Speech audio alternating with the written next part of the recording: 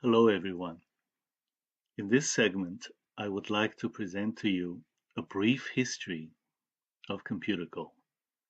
A very brief history, in fact. By whim, I have divided this so-called history into three segments: the ancient, the medieval, and the modern history. You will see that each segment is longer than the next by about a 3-to-1 ratio.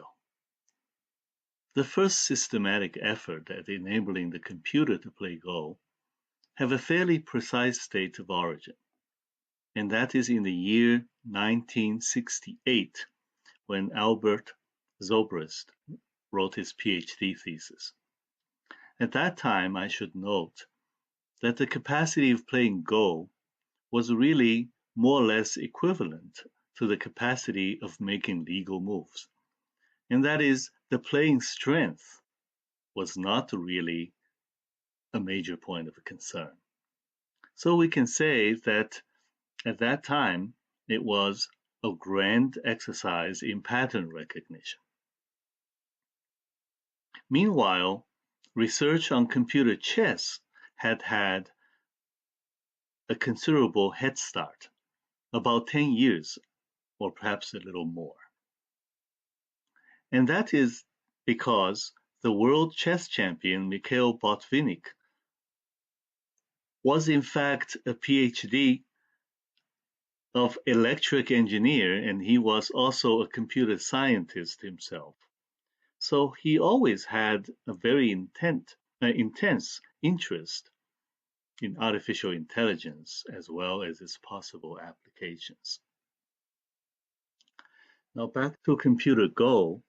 The first tournament for computer Go programs was staged at Portland State University in 1984. And that was an interesting tournament because it went down to the wire. And what really happened was that a program, which was called Nemesis, was widely considered the strongest at the time and therefore expected to win. But the computer hosting the program crashed several times, and therefore Nemesis could not finish some of the games. So we say it went down to the wire because the wire went down at crucial moments. But the real point to be made is that the 1984 programs were only able to play at the level of a weak amateur in Go. Computer chess, however, was making greater strides.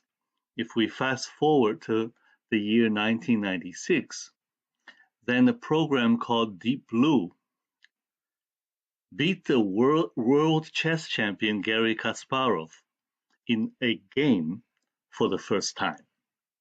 They actually had a match in 1996, which Kasparov won, but the computer program won one game.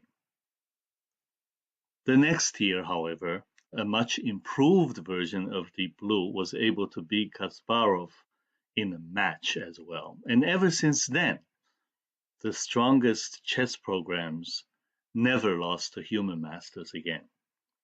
So we say that since that time, AI had become superhuman.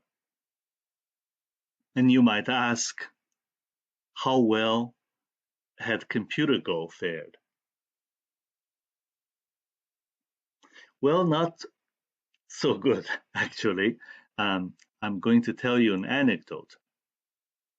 In the year 2000, Bill Gates, who knew a thing or two about computers, was given an honorary degree, a doctorate, by a Japanese university called Rikyo Daigaku, which in English means St. Paul's University, and it was a university in Tokyo.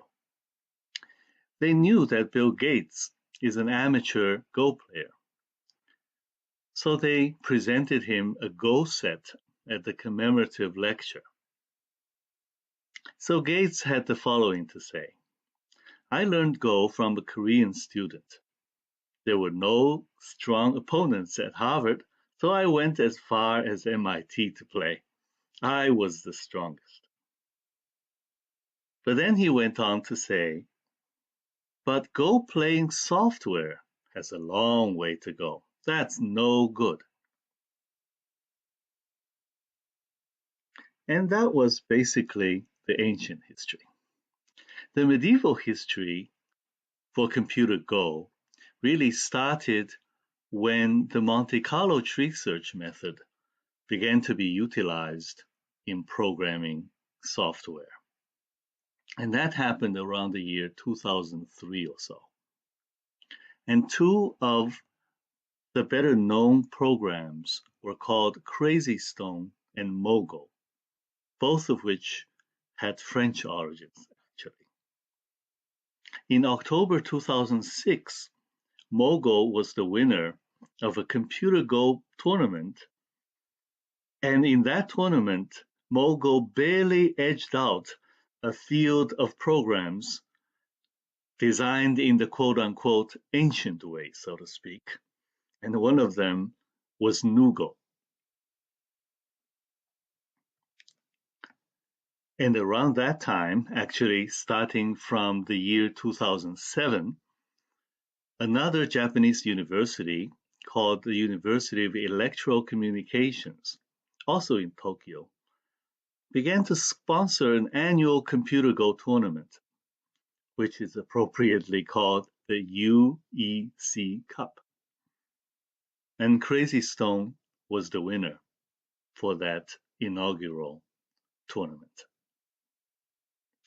And now I fast forward again to the year 2015. In that year, Crazy Stone was once again the winner of the UEC Cup. It was not always the champion for all of those years, but it was lucky to be the winner for the first year and also in the year 2015, which is significant, as you will see.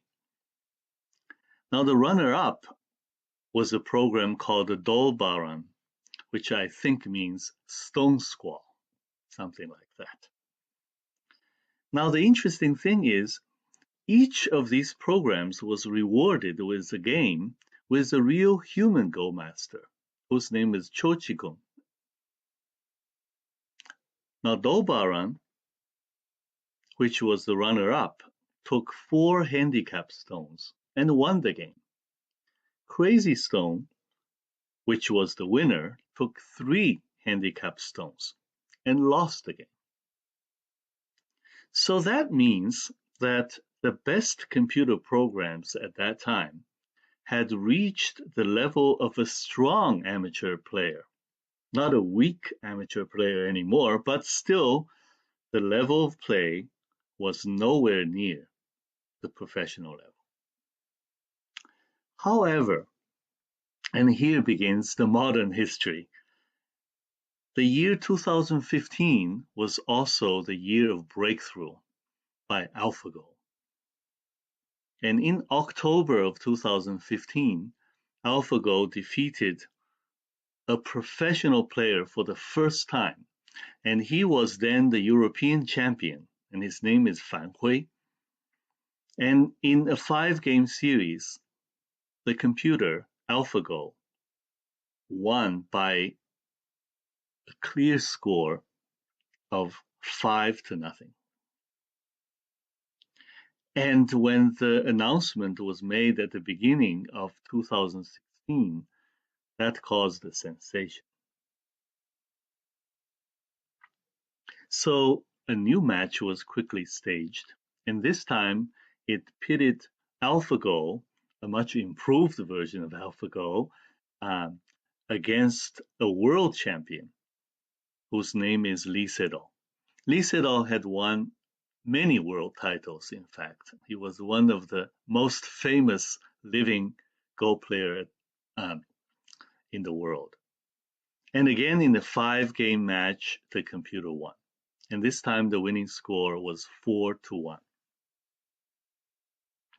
And then at the end of that year, in a span of about a week, between December 29th, 2016 and January 5th, 2017, another version of AlphaGo, again much improved,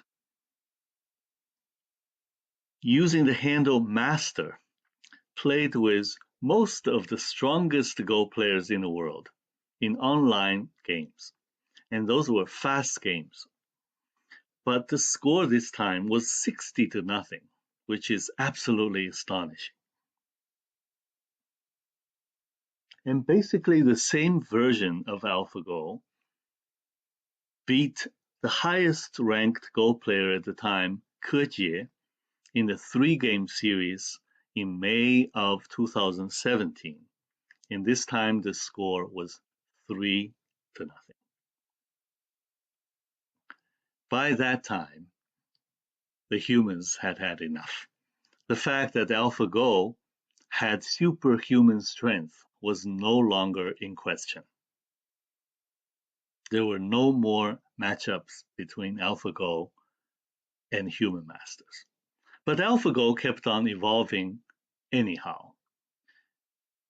By December of 2017, AlphaGo had evolved into AlphaZero, and AlphaZero had two distinct features. First, it no longer required any input of human knowledge. It began as a tabula rasa, a blank state, only the rules and no knowledge. Second, it was able to master not only Go, but other games, such as various versions of chess also.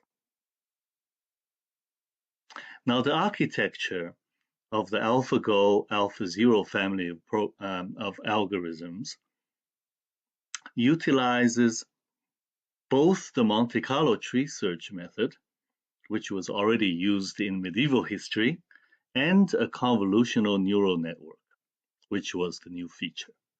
And this will be explained in the next segment. Thank you very much.